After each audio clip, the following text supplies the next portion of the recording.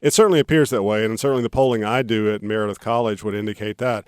I mean, that's one of the things that I try to teach my students is that not to look at a single poll, but to look at the average of the polls and also averaging the margin of error. So we are close, and the fact that the candidates are crisscrossing the state, not just the presidential candidates, but everybody else, indicates they believe it's close. And I think that's the best indicator of how close the election is. How do you tell students, or how do you tell anybody when you're talking about what's happening in the election? How do we weigh early voting? It seems like it's still a relatively new phenomenon. It has changed sort of the way elections are run. Everybody's trying to interpret all the early polling results, and when we have not the same number of polls early open the same number of days, and it's very confusing for folks, I think. It's very confusing. And again, if you look at North Carolina, it's a county by county thing. And so trying to interpret Wake County results versus Mecklenburg County versus Cumberland County, it's very different.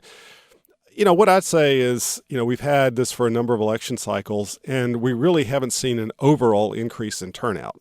So I think what we're finding is that the convenience factor is making early voting a very popular thing among voters, but it's not increasing the overall turnout. There's certainly strategies in the campaigns. I try to say there's an early voting strategy and there's a general election day strategy, and it differs in terms of how the candidates approach it.